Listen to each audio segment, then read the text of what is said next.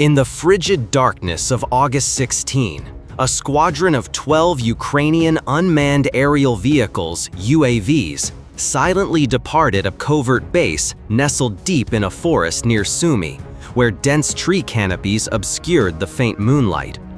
The electric motors of the UAVs, upgraded versions of the UJ-22 Airborne, hummed like insects in the night, barely audible from a few yards away. Each UAV, measuring 11.5 feet long with a 15.1-foot wingspan and a maximum takeoff weight of 187 pounds, carried a 110-pound fragmentation warhead with destructive power equivalent to a 155mm artillery shell, capable of penetrating 4 inches of steel or unleashing a fireball that engulfed everything within a 49-foot radius. The warheads, fitted with impact or delayed fuses, were optimized to destroy fortified targets like radar towers or aircraft compartments. With a top speed of 112 miles per hour and a 497-mile range powered by advanced lithium-ion batteries, these UAVs could sustain flight for 5 hours. The drones took off, flying at an altitude of 164 feet, heading toward Russia's Baltimore Airbase in Voronezh, 93 miles from the Ukrainian border, home to the 47th Bomber Aviation Brigade and the 108th Air Defense Missile Regiment.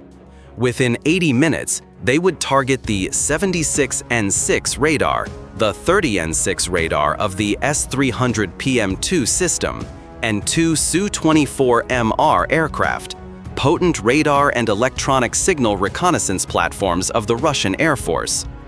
The mission aimed not only to destroy military assets, but also to cripple Russia's air defense and reconnaissance capabilities along the border. Failure would leave Ukraine's skies vulnerable to precision airstrikes, with Su-24MR data guiding deep strikes into Ukrainian rear areas.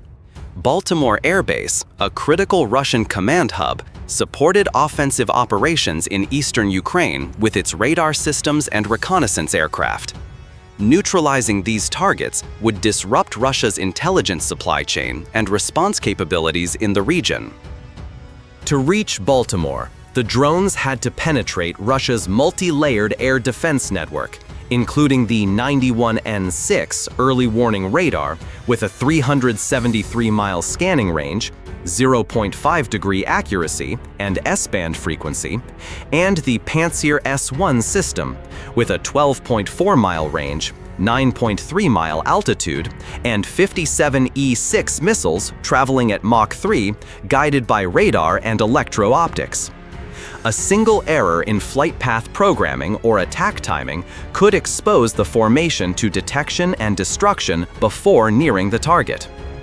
Russia's air defenses in the region also included electronic warfare systems like the Krasuka-4, with a 186-mile jamming range targeting GPS and radar signals, and the 1L-2222 Avtobaza auxiliary radar, capable of detecting electronic emissions from airborne platforms. Ukrainian engineers, leveraging intelligence from the Cyberboroshno geospatial team and satellite imagery from Maxar Technologies, meticulously planned the operation over weeks. The flight path exploited low valleys, dense forests, and rivers in northeastern Ukraine and southern Voronezh, where terrain disrupted radar signals. 4 drones were designated as decoys, flying at 656 feet to draw Russian air defense attention, while the remaining 8 targeted primary objectives: the 76N6 radar tower, the 30N6 radar control unit, and the Su-24MR parking apron. The plan incorporated 3D terrain analysis and weather data to ensure the drones avoided areas with strong winds or high humidity that could affect navigation systems. The drones' flight paths were programmed using a combined GPS/INS navigation system, with laser ring gyros ensuring positional accuracy within 3.3 feet, even if GPS signals were jammed by the Krasuka-4 system.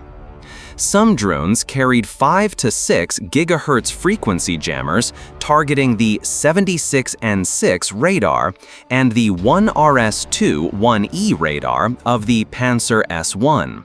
From a mobile command vehicle 31 miles from the border, the control team monitored real-time feeds via onboard FLIR infrared cameras with 640 by 480 pixel resolution, sufficient for target identification in darkness. The command vehicle employed AES-256 signal encryption, ensuring secure communication with the drones, even in a heavily jammed electronic environment. Real-time imagery revealed the 76N6 radar tower standing like a metallic beacon, 98 feet tall, with a rectangular phased array antenna scanning the sky.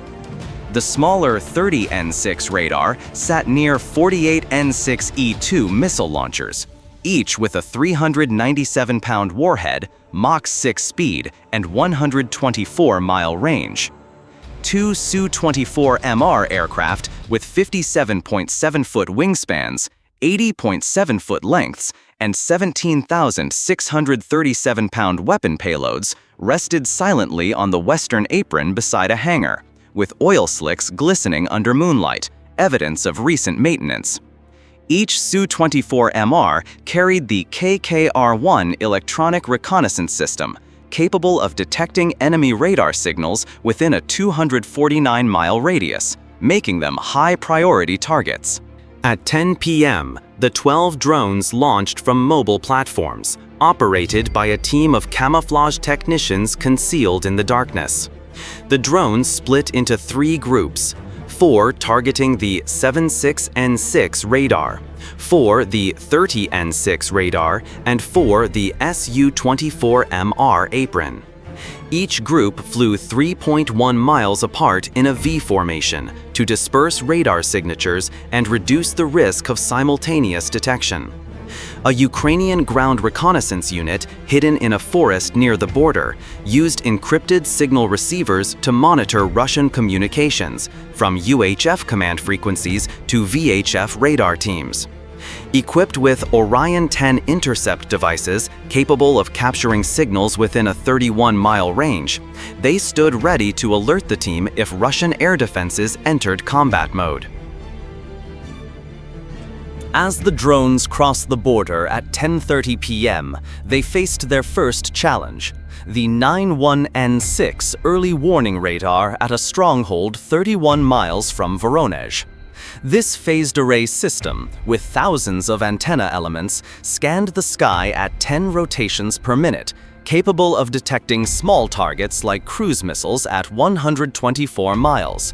However, the Ukrainian drones flew at 164 to 262 feet, below the radar's 328-foot minimum detection threshold, where signals were disrupted by hills and forests.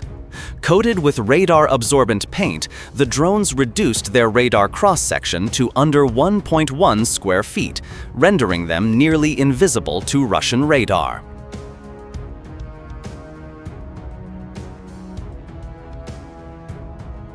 To create a diversion, one decoy drone in the lead group climbed to 656 feet, emitting a false signal mimicking a small reconnaissance aircraft like an N-2.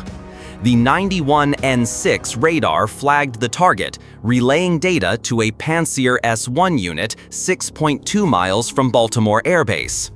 The Panzer's 1RS2-1E radar, operating at 10 GHz, locked on and fired 2 57E6 missiles, each weighing 44 pounds with a 12-pound fragmentation warhead.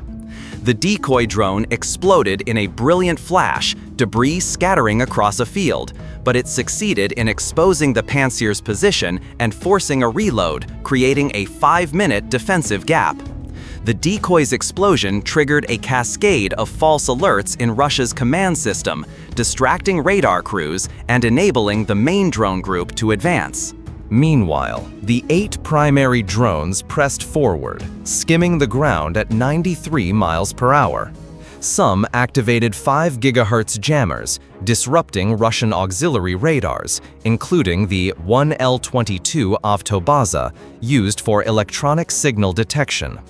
At Baltimore Airbase, 76N6 radar operators noticed unusual interference, but couldn't confirm a threat. A Russian officer in a radar control vehicle ordered a switch to manual scanning, increasing the phased array antenna's sensitivity.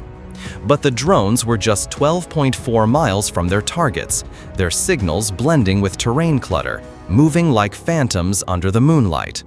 The Ukrainian control team received confirmation from the ground reconnaissance unit that Russian air defenses remained at a low alert state, allowing the drones to proceed without interception. At 10:50 p.m., the drone squadron neared Baltimore Airbase. The group targeting the 76N6 radar veered north to approach the 98-foot antenna tower from a radar blind spot. Onboard infrared cameras captured Russian technicians moving near a control vehicle, unaware of the approaching threat.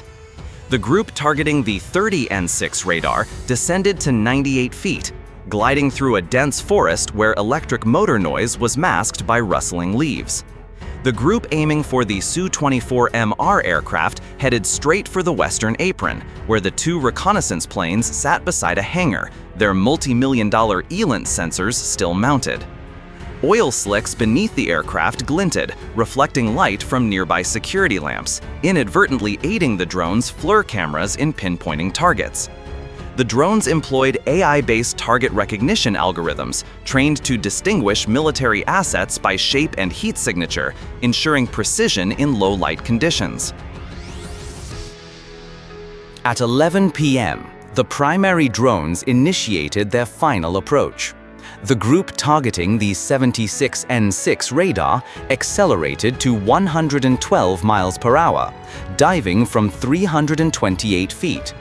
The lead drone, carrying a 110-pound fragmentation warhead with an impact fuse, slammed into the antenna tower. The explosion unleashed a 49-foot fireball, collapsing the steel structure and incinerating underlying electronics. Steel fragments weighing 0.35 to 1.76 ounces scattered at 3,937 feet per second, destroying a nearby control vehicle and injuring 3 Russian technicians. Debris also damaged surrounding auxiliary equipment, including a backup power generator cutting electricity to the radar area. The second drone targeted a secondary power generator, severing energy to the radar system. The smaller but precise explosion obliterated a diesel generator, producing thick black smoke. The third and fourth drones struck secondary targets, a radar spare parts depot and a backup antenna, ensuring the 76N6 radar remained inoperable for weeks. These strikes, guided by inertial sensors for optimal attack angles, maximized infrastructure damage. Simultaneously, the 4 drones targeting the 30N6 radar struck the central control unit, 1,640 feet from the 76N6 tower. The lead drone penetrated a 7.9-inch concrete roof, its delayed fuse detonating after 0.02 seconds, destroying navigation circuits and signal processors. The blast generated a 50 kilopascal shockwave, shaking nearby 48 N6E2 missile launchers and misaligning them. The shockwave also damaged electro-optical sensors on the launchers, temporarily disabling the S-300 PM2 system's targeting capability. The second drone hit a launcher, its fragmentation warhead destroying 2 48N6E2, which fell from their mounts.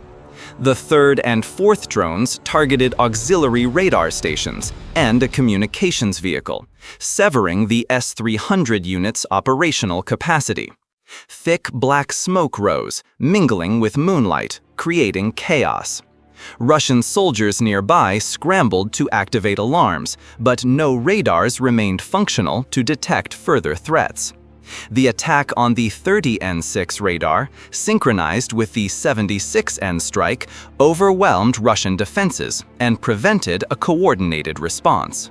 At the Western Apron, the final 4 drones targeted the 2 Su-24MR aircraft.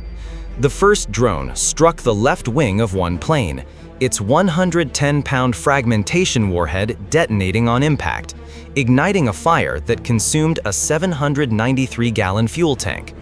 The Tumansky R-29-300 engine burned at 2,192 degrees Fahrenheit, reducing the aircraft to twisted metal. The second drone hit the cockpit, destroying the $5 million KKR-1 electronic reconnaissance system used for enemy radar detection.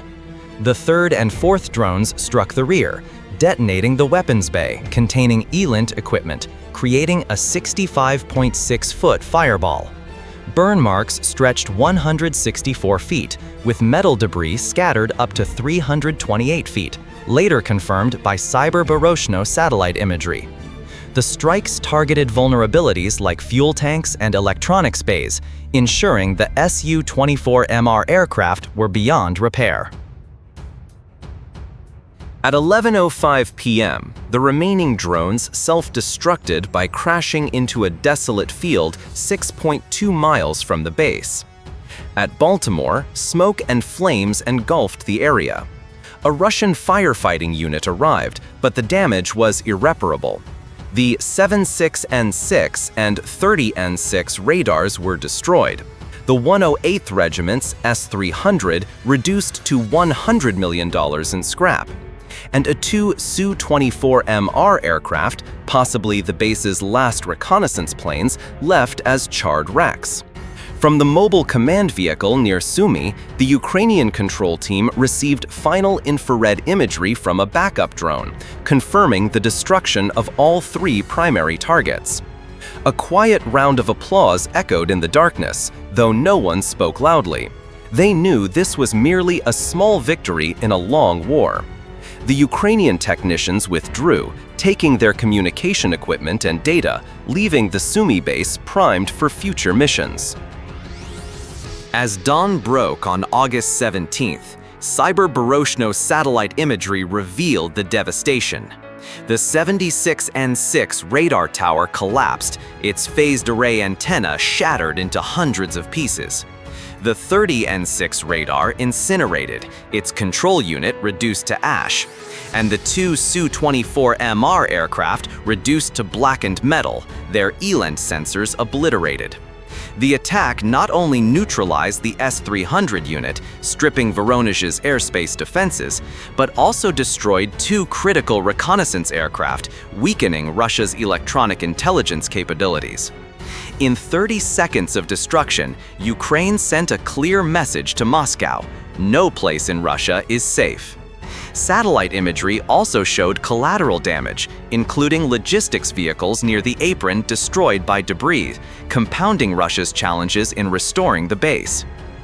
The attack's impact extended beyond physical damage. Social media buzzed with comments like "focusers," "Russian radar out of service," and "only facts pleases," mistaking drones for birds, reflecting mockery from Ukraine's supporters.